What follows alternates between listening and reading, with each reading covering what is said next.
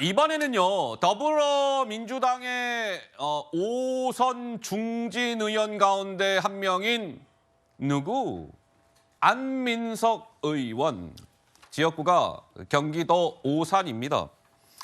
여기에 국민의힘에서는 이 선수의 투입이 검토되고 있다. 유승민 전 의원. 경기 오산의 안민석 의원이 지금 오선 현역인데 여기에 국민의힘에서는 유승민 전 의원을 출마시키는 건 어떠할까 검토하고 있다. 뭐 이겁니다. 여권에서는 자타가 공인하는 아까 윤희숙 전 의원처럼 유승민 전 의원도 경제통으로 통하니까 민주당 운동권 의원 안민석 의원과 경제통 유승민 전 의원이 이게 뭔가 각을 세우면 유승민 전 의원은 민생을 앞세울 수 있는 후보로 아마 지역 주민들의 선택을 받을 수 있지 않겠습니까? 라고 하면서 유승민 전 의원을 경기도 오산시에 투입하는 걸 검토하고 있다는 거예요. 그러면 오케이, 알았어.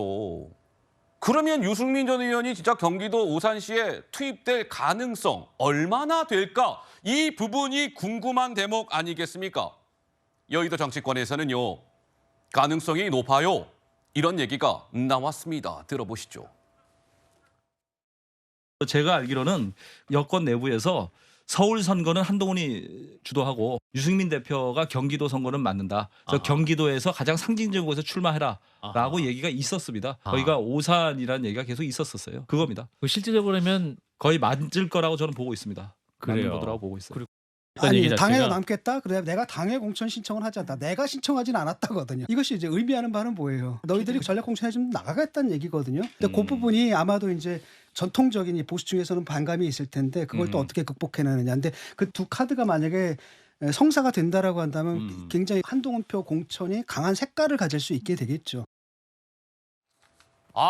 국민의힘은 아마도 이 서울 선거는 한동훈 비대위원장이 주도를 하고 경기도 선거는 유승민 전 의원이 주도하는 그런 모양새로 갈 겁니다. 이런 얘기도 나왔고, 안민석 의원이요, 그렇지 않아도 뉴스웨이 라이브 방송 시작 직전에 소셜 미디어에 입장을 밝혔습니다. 웰컴!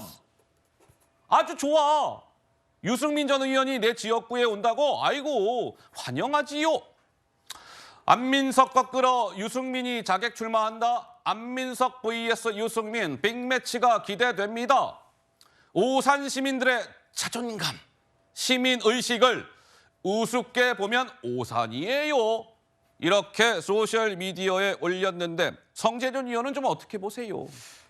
저는 일단 아까 앵커님께서 얘기하시는 그 수식어 듣고도 좀 충격을 받았습니다. 제가 무슨 수식어를 썼죠? 오산에서 오선을 하고 있는 안민석 의원이라고 하는 게 제가 좀 알고 있었음에도 불구하고 다시 들으니까 또 충격적이네요. 어떻게 저분이 이제 오선을 하고 있었을까? 그러면서 또 하고 있는 얘기 들어보니까 오산 시민들 우습게 보면 오산이다. 이런 또 재미난 말장난까지 할 여유를 지금 부리고 계시는 것 같은데, 제가 봤을 때 안민석 의원 본인 스스로가 오산 주민분들을 좀 우습게 보고 있었기 때문에 저렇게 오선까지 할 수 있겠다, 또 나가겠다라고 하시는 거 아닐까라고 좀 지적하고 싶고요. 그리고 유승민 의원에 대해서도 좀 생각을 해봐야 됩니다. 어떤 생각이요? 자타가 공인하는 이제 경제통이다라고 하는 얘기가 이제 여당 일부에서 나왔다라고 하는데, 글쎄요, 제가 보기에는 많은 분들이 자타가 공인하는 경제통보다도 자타가 공인하는 배신자 아닐까라는 생각이 듭니다.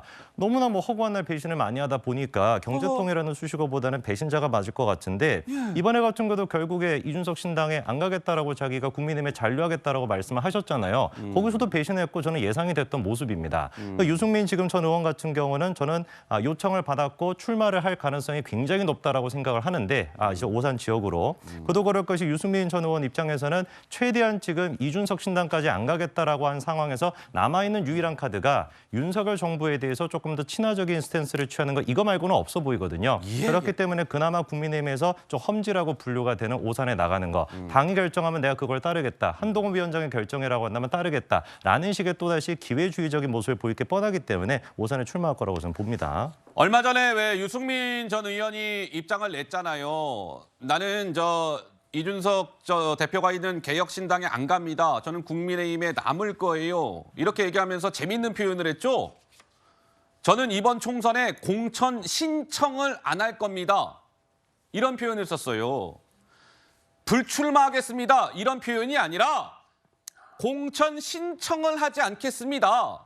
이런 표현을 썼기 때문에 뭐 어떤 식으로든 전략 공천이나 이런 게 되면 나갈 수도 있다. 이런 해석이 뒤따랐는데 당장 경기도 오산에 국민의힘이 유승민을 투입하는 안을 검토하고 있다. 이런 보도가 나온 것이지요. 자, 이번에 뭐 이런 구도가 있습니다. 한번 보시죠.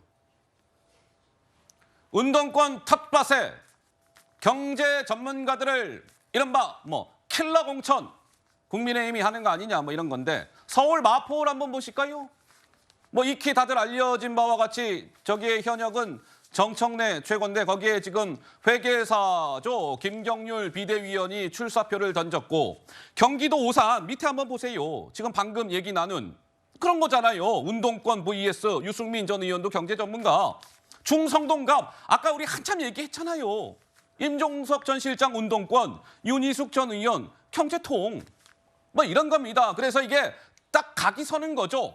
운동권 vs 경제 전문가 이런 구도가 만들어지는 것인데 우리 성치훈 부의장께서 하실 말씀이 있으신 듯 하네요. 네, 저는 유승민 전 의원이 공천을 받을 수도 있다라는 이야기가 나왔을 때 상당히 놀랐고 상당히 사실 두려웠습니다. 아 두려우셨어요? 예, 유승민 전 의원을 공천을 할 정도로 아니야. 한동훈 위원장 내지는 국민의힘이 정말 총선 승리를 위해서 이 정도까지 확장을 한다고 저는 민주당에게 큰 타격이 될 거라고 봤거든요. 왜냐하면은 유승민 전 의원은 어떻게 보면 윤석열 대통령에서 가장 격렬하게 비판하던 사람 아닙니까? 어떻게 보면 맞아요. 야당보다도 더 비판했던 사람입니다. 그러니까 그러니까 비윤 정도가 아니라 찐 반윤 정도로 평가될 수 있는 사람인데 이런 사람까지 총선에서 승리를 할 수 있다면 공천해준다? 좀 그럼 국민의힘이 아주 통큰 정치를 하고 있다고 보거든요. 민주당이 만약에 그렇게 되면 비교될 수가 있거든요. 왜냐하면 민주당은 그 이재명 체제에 대해서 반대하던 사람은 어떻게 보면 당을 나갔고 반대하는 목소리조차 내지 않았던 근데 개파가 좀 옅은 사람들은 지금 그 또 친문이라고 해서 쫓아내려고 하지 않고 있지 않습니까? 그렇기 때문에 유승민 전 의원을 공천하게 되면 민주당으로서는 매우 곤란한 상황이 올 수 있겠다. 이거 두려운 공천이 될 수 있겠다라고 생각을 했는데 저는 또 근데 오늘 성 연구위원님의 말씀을 들어보니 아무래도 보수 진영 내에서는 배신자로 생각하는 그 의견들이 많은 것 같네요. 그렇게 되면은 전 아주 다행일 수도 있다. 저런 배신자 프레임에 얽혀서 뭔가 갈등을 촉발하고 오히려 당내 싸움을 촉발하는 그 요인으로 남아 계신다면 전 유승민 전 의원이 등장하는 것도 민주당이 그렇게 큰 걱정을 할 건 아닐 수도 있겠다는 생각을 오늘 하게 됐습니다. 뭐 이런 겁니다. 여러분들 이 정치라는 게 참 오묘한 거예요. 유승민이라는 선수를 경기도 오산시에 투입했을 때 민주당도 이제 막 계산이 복잡해지는 거죠. 이렇게 저렇게 이제 성치훈 부의장 말씀대로. 자, 아까 우리 토크 중에요. 그 조상호 민주당 법률위 부위원장이 천안함 관련해서 왜 발언을 해서 논란을 빚은 바가 있는데 결과적으로는 그때 그 조상호 변호사가 천안함 그 논란과 관련해서 사과를 했고 그 당시 천안함 함장도 그 사과를 받아들여서 뭐 이제 모양새는 그렇게 화해하는 모양새로 결론이 났었다는 점 참고로 말씀을 드리면서 저희가 준비한 두 번째 주제로 넘어가겠습니다. 정확하게 12시 43분이 됐습니다. 확인해 보시죠.